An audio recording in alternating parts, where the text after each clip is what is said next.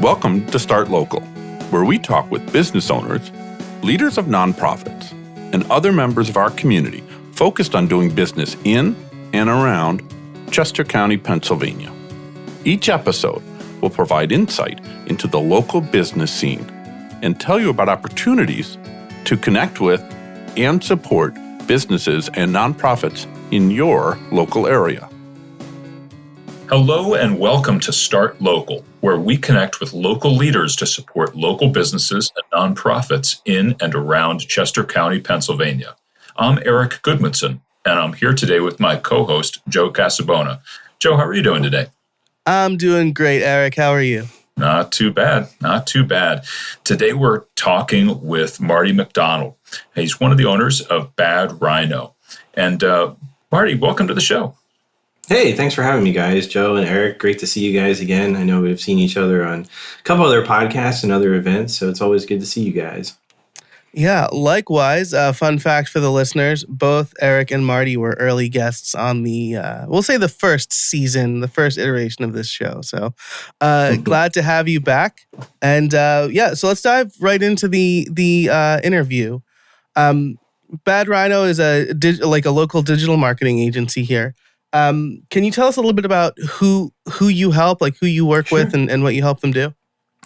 Sure. So way back when, in the stone ages of the internet and social media, it feels like back in 2010, we launched Bad Rhino, me and Rich DiMatteo. We're based here in Westchester. Our first office was in Wayne, Pennsylvania. And we started out mainly in social media marketing from a management standpoint. Nobody knew what the heck to do with it. They just knew that they needed it. Fast forward 13 years, and we still have companies that are like that as well.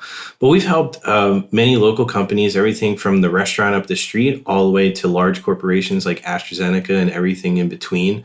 We do have some national and global clients as well. But we do like to focus in on the Philadelphia area and mainly in Chester County because we want to help people where we are, where our offices are, where our employees are. And it's really a big portion of what we try and do. We try and go to as many Chamber of Commerce events, sponsor nonprofits, sponsor local events in Westchester where our office is. And that's, one of the big things that we do. And social media and digital marketing for small business is very, very important and extremely something that's misunderstood by a small business owner. So we work at very various levels to help them not only understand it, we spend a ton of time helping them just navigate through like, okay, I have my website, I have this, I have that. Even if we're not working with them, that's one thing that when we started, Rich and I sat down and he said, well, what's going to be our focus to get the word out there? I'm like, we're going to do every little event that we possibly could and can. Now we have people that will do those events and go to those things, but we did that from the very beginning, and we still do that to help small business owners just because there's a lot of garbage out there. I usually use a couple different words, but I don't know who's listening to the show. But there's a lot of garbage out there, and I've been doing it for 20 years, both as a hobby and a well-paying hobby, and then into our agency. And I always hated to hear if somebody got quote unquote ripped off or they felt they got ripped off. And we want to start with always really good information. And that's really been the crux of Bad Rhino, both large and small clients that we have.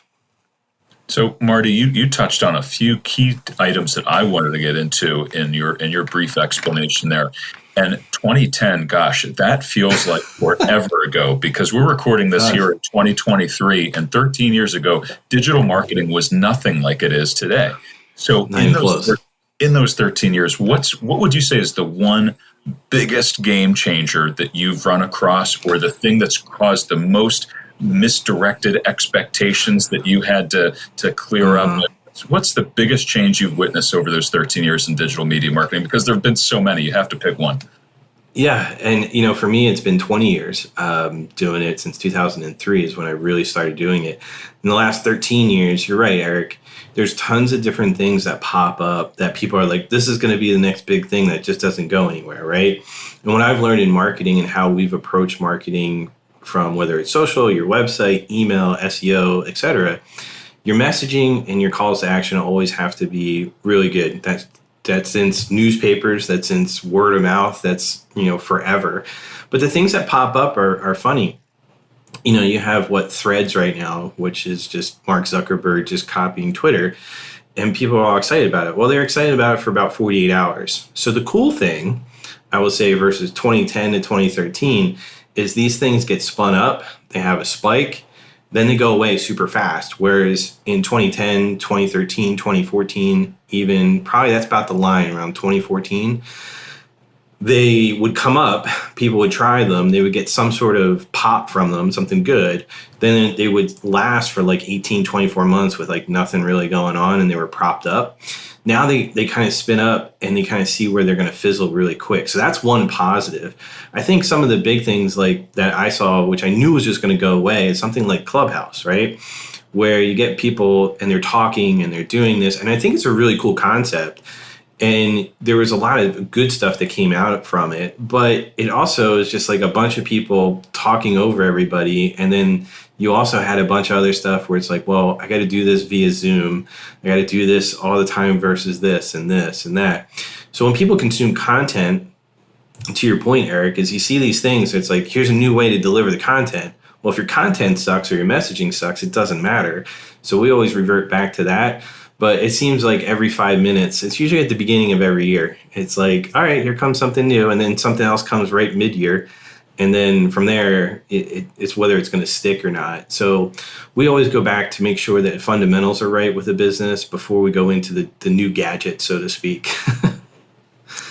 Yeah, that's super interesting. I happen to be, maybe I'll eat these words, a big fan of Threads right now. And I was on like Blue Sky and Mastodon, and they're like, they're basically dead as far as engagement goes. But, it feels like nobody has a quote unquote strategy for Threads, right? They're just kind of feels very early Twitter days. And there's nothing wrong with it. It's just that those things pop up and then people want to be like, well, we should be there. And it's just like, well, yeah, you can claim your real estate, which I always recommend, like wherever you are. Even if you're not, this is just one tip I tell all small business owners, even if you don't think that your business would be viable, say on Pinterest, right, for example, or Twitter, you should at least have a handle that you can log into, that you can see what's going on there in case something changes, because things do move, and we've seen various different things go, whether it's Twitter, Facebook, Pinterest, Instagram, the list goes on and on. But you're right, Joe, like there's good stuff and the framework is there. It's what they're going to do with the framework. And I've been around too long, I think, sometimes when you see Mark Zuckerberg and how we built Bad Rhino was based off of Facebook going public and creating an ad platform, and you see what they want to do. And Threads doesn't fit in what their longer term play is. So I'm not, he's just arguing with Elon, and who knows where it's going to go. But you're right. I mean, there's nothing wrong with it. I know tons of people that are having great conversations and getting great engagement, but it's also, as a small business owner, need to be there. Probably not. Right. Yeah. You're spending a lot of time. Yeah. You want to spend it wisely. Now, I do have a question in this realm, but I want to make sure, Eric, is there anything else you want to touch on here before we move on to maybe your own real estate for content? Well, let me ask one question I think is going to tie into exactly where you want to go, Joe. As you identify different trends, Marty, in terms of new features, new outlets for social media marketing coming up and going away, there's this one of the trends that's been very active is smaller bites of content, smaller bite-sized content to be able to capture people's attention and hold their attention long enough for you to get your message out. Yet at the same time, we see a big uptick in the number of podcasts that are happening now. So I understand you've cannonballed into the deep end of podcasts, Marty. And so I want to hear, what is your take on podcasts, particularly as they fly in the face of that trend of everything getting short, because podcasts are inherently longer. They have to hold people's attention a little longer than a 7-second soundbite. Yep. It's a great question because we talk about it quite often. I personally think every business owner should have a podcast. All right. Now you're saying the same thing, Eric. It's like, well, what about smaller bites of content? Well, what we're doing right now is creating content, correct? And then what you can take with that content is break it into whether I say something smart, sometimes it happens, sometimes it doesn't. Eric says something smart or Joe says something smart. We're going to clip it up and make ourselves look good, right? So then that's where your smaller content comes from.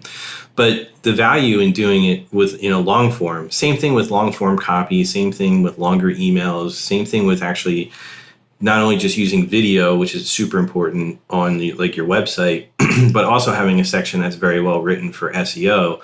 But you're not going to sit there and read somebody, be like, Eric, let me read you my SEO formatted blog post here that I have on my website. Even though it has good information in it, it's not BS.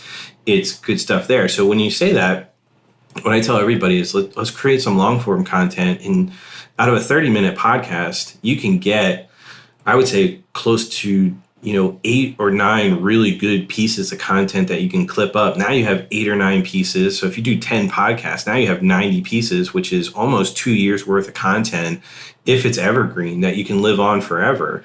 That's pertinent to your business. So when you create it, you have to have an actual plan in mind, which is where Bad Rhino has come in for a lot of companies, going, okay, you got all this great content. Now, what the hell are you going to do with it? Because you have 3-4 hour webinars, you have 12 hours of content, which is awesome because you're a doctor or a lawyer or something else that has, to get in depth with what you do.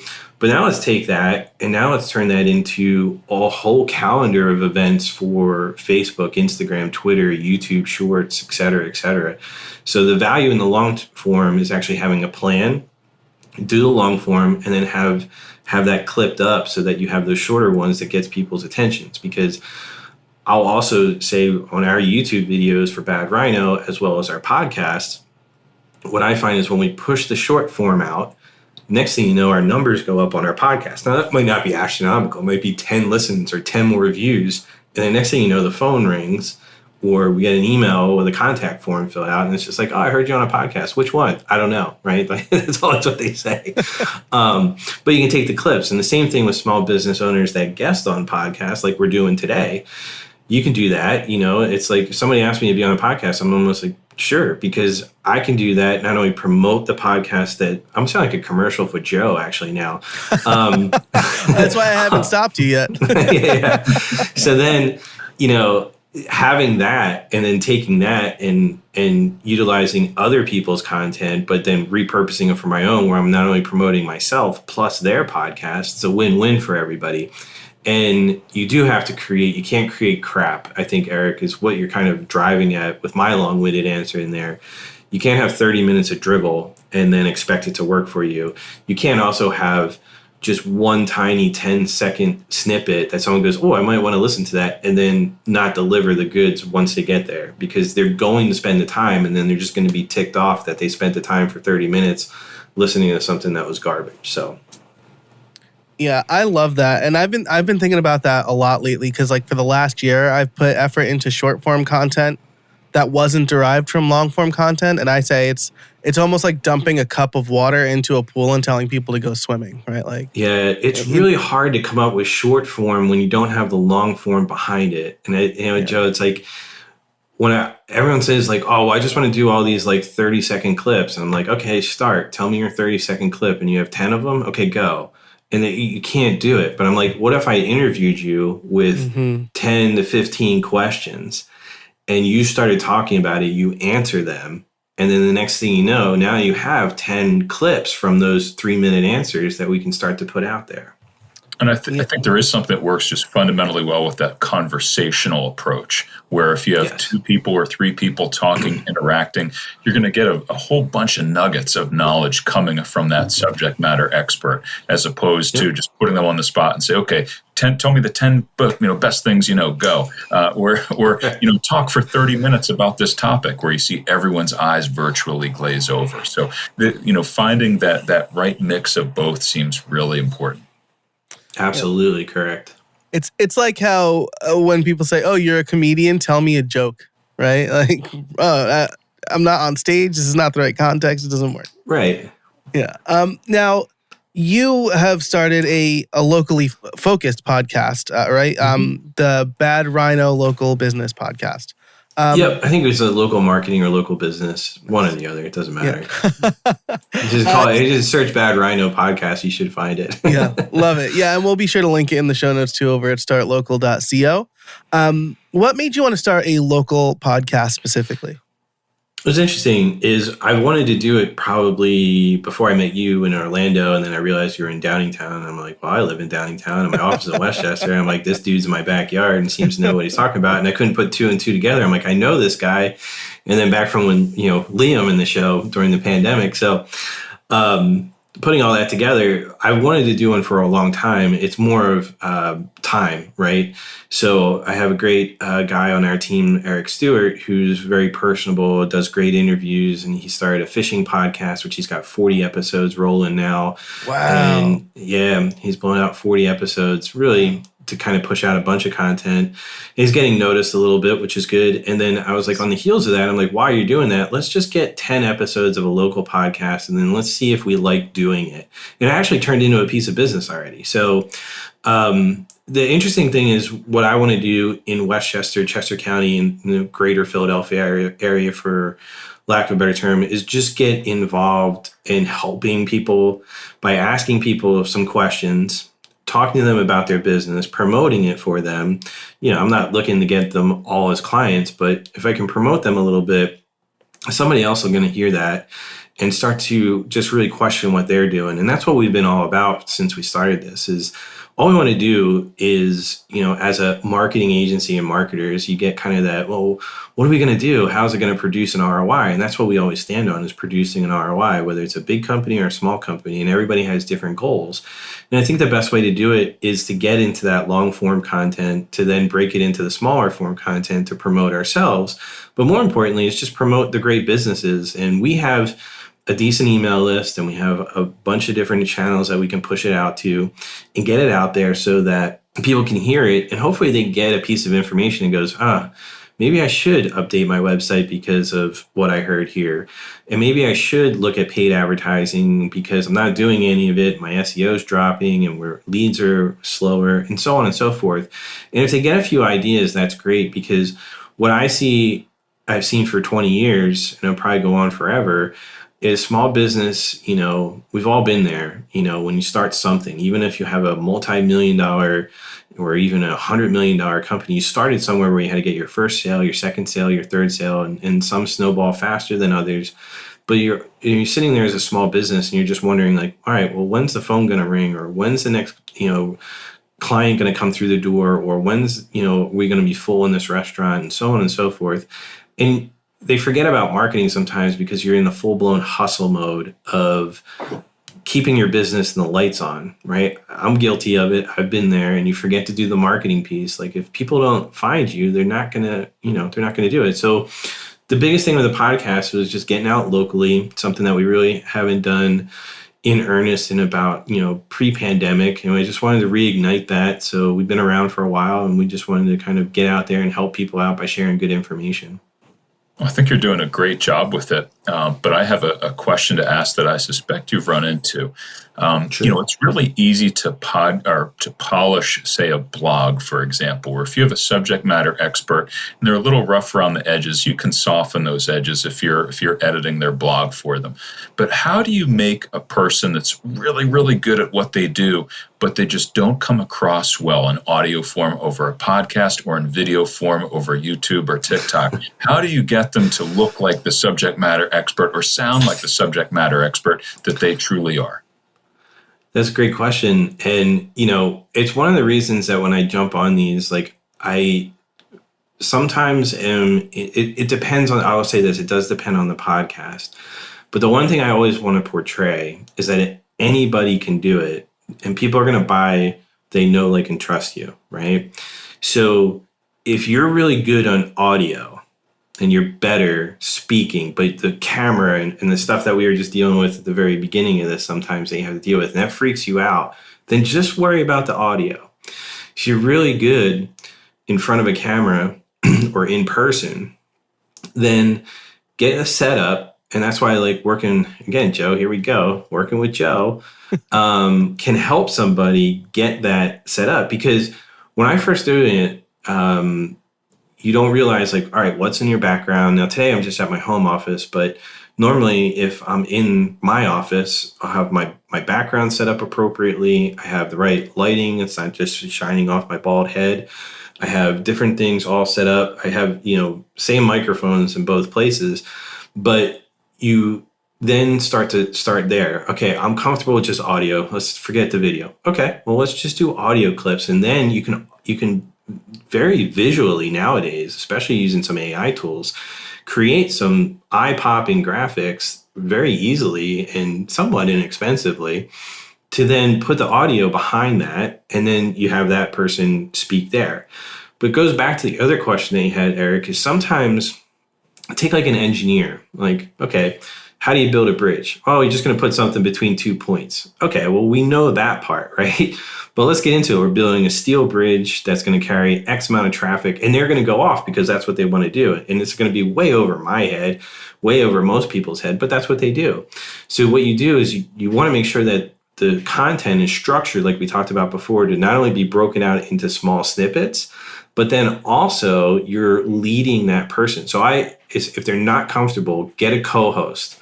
Get a co-host because it'll help. The co-host is very good, already knows how to host. They can break it up. They can tell the guest to slow down, stop. Let's kind of redo this a little bit. And you need a producer there. And if you have that person there, it's relatively easy to make somebody look very, very, very good online. I mean, people do it all the time. The other way that I always recommend doing it is if you're only doing audio, then if you put it on YouTube, create some content that shows like clips of video of your projects, or your storefront. If we're talking about like a small business, like get some stock footage of downtown Westchester. It's out there. You can find it. Some of it is, free. Some of it costs very little, or have some custom shots, which will cost you a couple of bucks, but you can find some people to do that. Create like an atmosphere that you can talk to until you get comfortable with that better presentation, and that you don't feel like you sound like a fool when you talk, because everybody's been there. Myself's been there, many times. Still, sometimes I get on, I'm like, what am I talking about? Right. So it's creating that atmosphere for that person to then shine. And then you do need, if you have that issue, Eric, like you said, they're just not very good at it. I mean, I don't know anybody in this world that was very good at it day one. And I also know if I go back and I look at my videos from even 2020 and 2022, just last year, I'm like, oh my God, like, what does that look like? What was I thinking? If I go back even further, I'm the same way. So everybody has that issue. What I find is the most people connect with the people that are real online. So whoever you are, don't be afraid to just let that show. And you'll find your audience will kind of gravitate towards that with the right marketing and the right promotion. It sounds like what you're really talking about is how to let people feel comfortable being their authentic selves, because Correct. Authenticity is such a key factor in marketing. Am I hearing you correctly? Yep. There's plenty of crap out there. I mean, that's easy to find. And people gravitate towards people that are just saying real things more so than anything. Sometimes they're not factual real things. And what I mean by that is they just feel like they have authority. And those people are just polished kind of snake oil salesmen. But other ones that are just being real, like, hey, I have this great cafe and it's here in Westchester and I'm doing this. People like that. And then the business owner is always shocked when somebody comes by and is like, hey, I saw your video on Instagram. This place is cool. And they're like, oh my God, it worked. It's like, yeah, it works. It actually works. Yeah, absolutely. I think some of the things, I mean, Marty, you came on, we knew that, you're ready to go. You're really good at this. Something that I like to do is do a little bit of a pre-interview, warm them up a little bit. I've had people ask me recently, though, like, hey, we've had some duds. What do I do? And I'm like, if what they said was good, just pull those clips out and kind of make a narrative around that, right? You do the heavy lifting and use what they've said to support kind of what you're saying. Yeah, having hosted I'm not really hosting the fishing one, but advising Stu on there, I was like, all right, always have your standard 12 to 15 questions, but you don't have to read them like a script. Figure out the 2 or 3 that you absolutely want to answer, but have it start as a conversation. If you get stuck, go back to the script. Or if the person is a dud, like you said, Joe, start to get that so you get the sound bites out of it that you want to for your content, but also to promote them too. I mean, they're taking the time to come on the show. Then you want to pay that back and pay it forward, so to speak, as well, by promoting them and their business for taking the time to do so. So always have something prepared. Every podcast I've ever been on, just about, I've always spent like, all right, 10, 15 minutes just thinking about like at least that. I've done probably about 250 some odd interviews over the years. So like I kind of know, all right, what's going to go, and I'm better if I'm not prepared. I know that. But I also want to know like, all right, what's the slant here, so I can at least start thinking about that. And the prep work is most important. And like you said, Joe, the pre-interview, getting somebody in there. And Eric, that's the same thing I was talking about before. That helps somebody that maybe is uncomfortable, whether they're doing their own show or they're on somebody else's show. If you tell them like, all right, send them the questions in advance so that they know what's coming. Talk to them a little bit. If it's an easy conversation, you're just going to say, hey, we're going to let this flow for like 25 to 40 minutes. It's probably going to cut down to 30, and let them know the process. And it usually opens up, and like Joe said, make sure you know what you want to get out of it and get that out of it and go from there. Sounds like you do an awful lot of prep work, Marty. So I have to ask, is it easier for you to be the host, or is it easier for you to be the guest? It's easier for me to be the guest. I'm actually jumping in and doing, I have about 150 people I'm about to email. I've had 150 people I'm about to email for about 3 months to launch a different podcast, and I haven't done it yet just because I know hosting is like, okay, you got to set this time across and do all this. For me, being a guest, I just got an email. I was so excited because I got two emails, one last week and one just about 20 minutes before we jumped on here. And I was excited. I was like, sweet, I'll go on their podcast. There's 2 more pieces of content. So like, I think of it in terms of not what that podcast is going to do, but how easy is it going to be for me to produce the most cost-effective way to get the content out the door. So to long-winded, again, to answer your question, I'd rather guest on as many podcasts as humanly possible. So I have a follow-up question on that.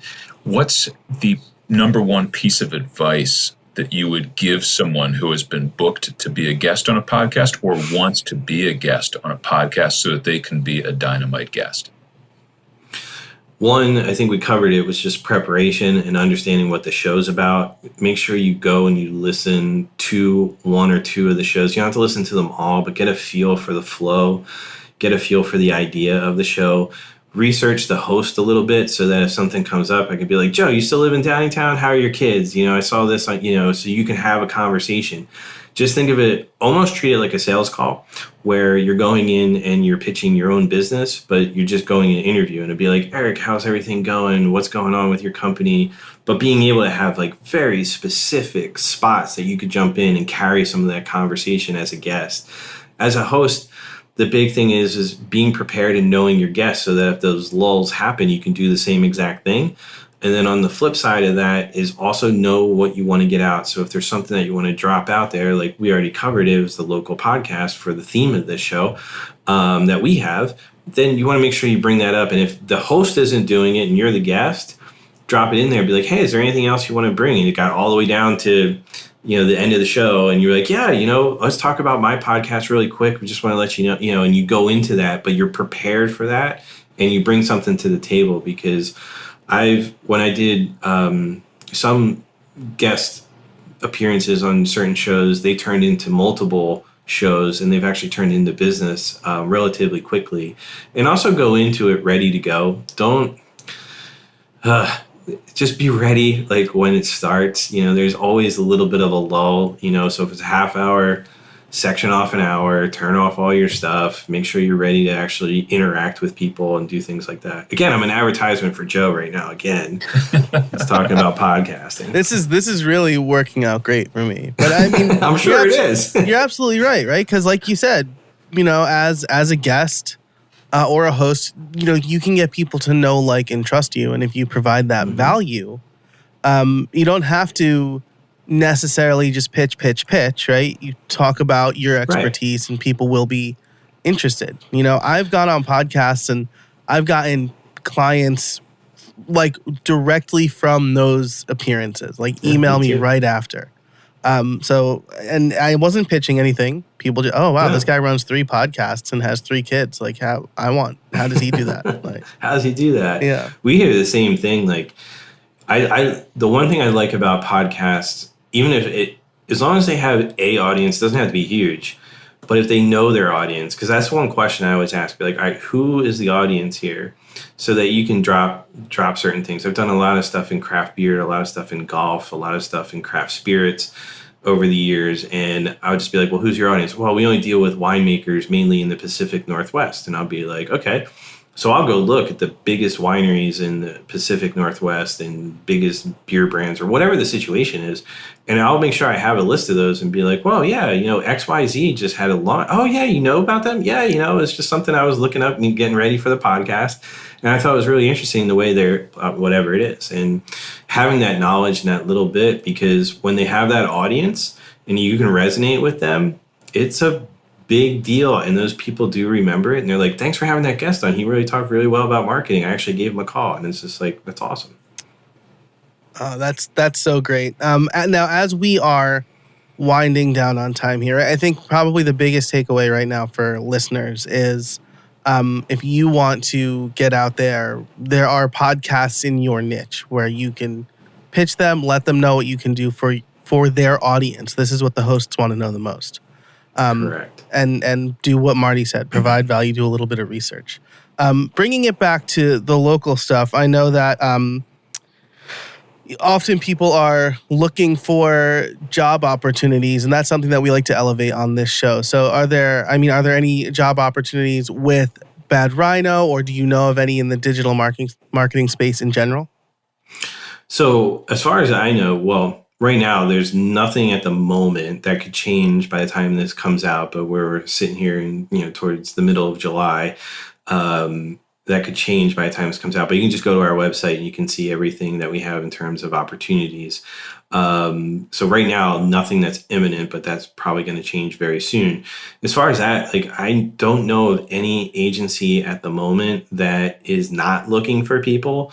So if you're looking in that realm and you have a skill set and you want a new, looking for a new opportunity, there's plenty out there. But I also know it's a little bit different right now because people are getting inundated on certain jobs by people that have no qualifications, or they're just looking for information type of thing. So my biggest advice, being a former recruiter, which feels like more than many, many moons ago,